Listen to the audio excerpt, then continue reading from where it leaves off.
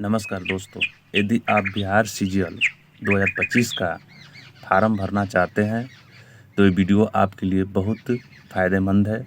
इस वीडियो को देखना चाहिए क्योंकि फार्म भरते वक्त यदि आपको अच्छा सा जानकारी नहीं रहता है कि कौन सा डॉक्यूमेंट्स लगेगा फार्म भरने में, तो उस जानकारी के अभाव में फार्म को भर देते हैं, जिसके कारण आपका फार्म गलत हो जाता है, रिजेक्ट हो जाता है और आप उस परीक्षा को देने से वंचित रह जाते हैं। तो इसलिए यदि आपको सही से फार्म भरना है तो वीडियो को ज़रूर देखिए और इस वीडियो के अंत में बताया गया है कि कौन सा डॉक्यूमेंट्स लगेगा इस फार्म को भरते वक्त। ठीक है, तो वीडियो को ज़रूर वॉच करें। पहले डॉक्यूमेंट्स बताने से पहले इसमें कितना पद है, किस पद के लिए कितना जो है सीट दिया गया है, ठीक है, इसका योग्यता क्या है, किस पद के लिए, सब कुछ बताया गया है। पहले इसे देख लीजिए। अंत में कौन कौन सा डॉक्यूमेंट्स लगेगा वो भी बता दिया जाएगा। इस वीडियो में आप लोग अंत तक बने रहें। देखिए, टोटल पद 1481 है। ठीक है, 1481 पद पर वैकेंसी आई हुई है। इस वैकेंसी को भरने के लिए इसका डेट है, अप्लाई डेट 25 अगस्त 2025 से 26 सितंबर 2025 तक, मतलब 25 अगस्त से शुरू हो चुका है और 26 सितंबर तक ये फार्म भरने का डेट है। फार्म भराएगा। आप लोग घबरा कर फार्म मत भरिएगा, इसे 2 या 3 दिन इंतज़ार करके ही फार्म भरिएगा। एज लिमिट एज 1, मतलब कि ये फार्म का जो एज है, जो स्टूडेंट फार्म भरेंगे उसका एज की गणना इसी के आधार पर किया जाएगा 1 अगस्त 2025 से। इसमें उम्र सीमा क्या रहेगा, इसको देखिए, 21 वर्ष से लेकर के 37 वर्ष तक। ठीक है, इसमें 18 वर्ष नहीं, 21 वर्ष से स्टार्ट होगा और 37 वर्ष तक जिस स्टूडेंट का, जिस बच्चे का उम्र होगा वो फार्म भर सकेंगे। बाकी बीसी, ईबीसी, जनरल फीमेल, यानी जनरल में जो महिलाएं हैं उसके लिए 3 साल का छूट, 37 प्लस 3 40 साल, यानी 40 वर्ष। ठीक है, जिस 40 वर्ष तक इसमें जिसका एज रहेगा वो फार्म को भर सकता है। एससी एसटी के लिए 5 साल का छूट, यानी 37 में 5 जोड़ दीजिए 42 वर्ष। जिसका एज लास्ट 42 तक भी हो रहा है तो वो फार्म को भर सकेंगे। आगे देखिए, क्वालिफिकेशन यानी योग्यता क्या लगेगा। ग्रेजुएशन पास यानी बीए पास, चाहे आप किसी भी स्ट्रीम से बीए किए हैं, साइंस, कॉमर्स, आर्ट, किसी से भी किए हैं, इस फार्म को आप लोग भर सकते हैं, कोई दिक्कत नहीं है। सिलेक्शन मोड, ये जो है ये वैकेंसी का सिलेक्शन कैसे होगा, देखिए, पहले पीटी होगा, फिर मेंस होगा, इसके बाद डॉक्यूमेंट वेरिफिकेशन होगा। पीटी, जिस तरह का पीटी रहेगा बिल्कुल उसी तरह मेंस रहता है। ठीक है, इस वीडियो में आगे बताएंगे हम, पहले आप लोग बने रहिए। इसके बाद अंत में डॉक्यूमेंट वेरिफिकेशन होता है। इसका सैलरी क्या है, तो लेवल 7 की सैलरी है ये। लगभग इसमें 60,000 से ऊपर इसमें वेतन मिलेगा, सैलरी मिलेगा। पोस्ट का नाम, ठीक है, किस पोस्ट के लिए कितना पद है, कितना वैकेंसी है, इसके बारे में हम लोग देखेंगे। देखिए, सहायक प्रशाखा पदाधिकारी, यानी सहायक प्रशाखा पदाधिकारी के लिए 164, जिसमें 368 सीट जो है महिलाओं के लिए सुरक्षित किया गया है। कणीय सांख्यिकी सहायक, इसमें 5 सीट है जो केवल मेल के लिए है, यानी पुरुष वर्ग कैंडिडेट के लिए है।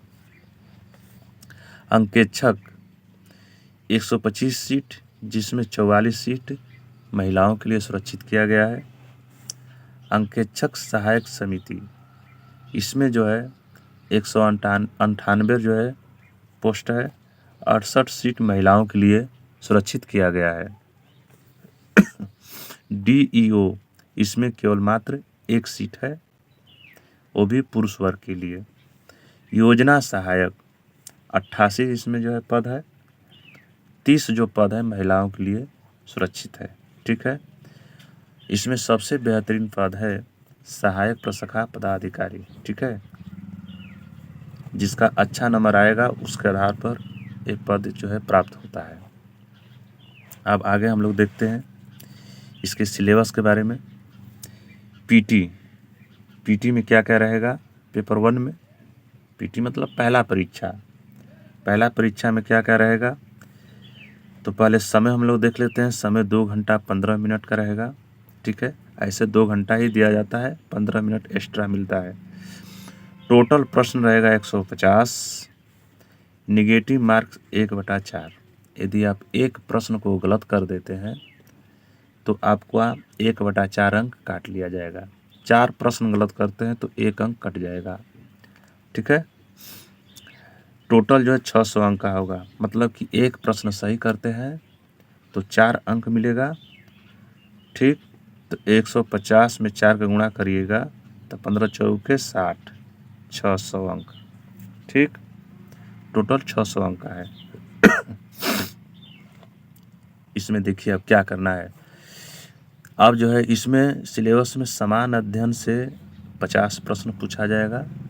समान अध्ययन में 50 प्रश्न है, जो कि 50 प्रश्न में इसमें भूगोल, इतिहास, नागरिक, अर्थव्यवस्था से भी प्रश्न रहेगा।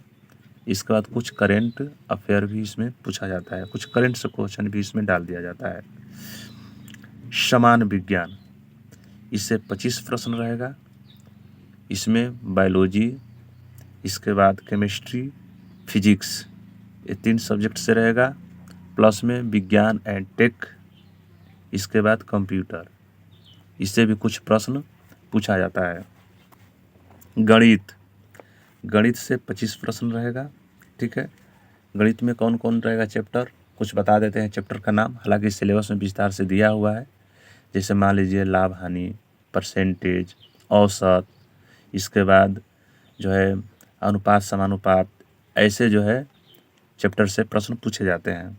ठीक है, मानसिक क्षमता जांच, जिसको रीजनिंग कहते हैं, इससे 50 प्रश्न रहेगा।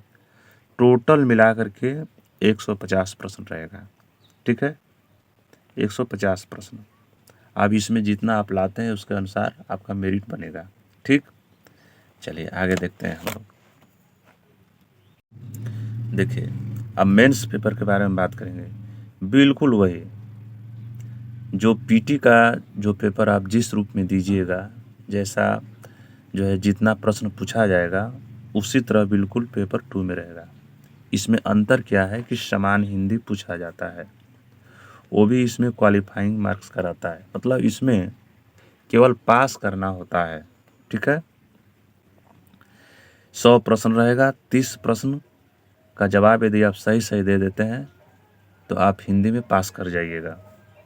100 प्रश्न रहेगा। इसमें भी समय आपको 2 घंटा 15 मिनट का मिलेगा। इसमें भी निगेटिव मार्क 1/4 रहेगा। ठीक है, और एक प्रश्न हल करते हैं तो आपको 4 नंबर, 100 प्रश्न है, 400 अंक इसमें रहेगा। ठीक है, अब इस फार्म को भरने में लगने वाला दस्तावेज जो हम बताए थे, अभी इस वीडियो के शुरू में ही बोले थे कि बताया जाएगा, तो देखिए समझिए। 10 क्लास का सर्टिफिकेट तथा मार्कशीट। ठीक है, यानी 10 का मार्कशीट होना चाहिए और प्लस में सर्टिफिकेट, जिसको लोग सनद बोलते हैं, ये होना चाहिए।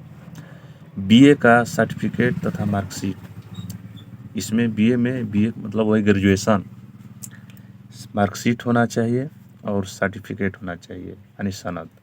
जिसके पास सनद नहीं है, सर्टिफिकेट नहीं है, तो वो प्रोविजनल प्रमाण पत्र है लगाकर फार्म भर सकते हैं और समय आने पर बाद में निकलवा करके सर्टिफिकेट को आप लोग दे सकते हैं। बाकी पीजीडीसी जो लोग किए हैं उसका सर्टिफिकेट और मार्कशीट चाहिए। बीसीए किए हैं उसका सर्टिफिकेट तथा मार्कशीट चाहिए। बीएससी आईटी जो किए हैं उनके लिए सर्टिफिकेट तथा मार्कशीट चाहिए। इसके बाद आवासीय प्रमाण पत्र। ठीक है, आवासीय मतलब निवास प्रमाण पत्र। जाति प्रमाण पत्र, जिसको आरक्षण का लाभ लेना है उसके लिए जाति प्रमाण पत्र चाहिए। और स्वतंत्रता सेनानी प्रमाण पत्र, ठीक है, जो लोग स्वतंत्रता सेनानी के जिनका बच्चे हैं उनका प्रमाण पत्र चाहिए। और दिव्यांगता यानी मतलब जो लोग दिव्यांग हैं, जो किसी न किसी रूप से विकलांग है, ठीक है, अपंग है, उनका प्रमाण पत्र चाहिए।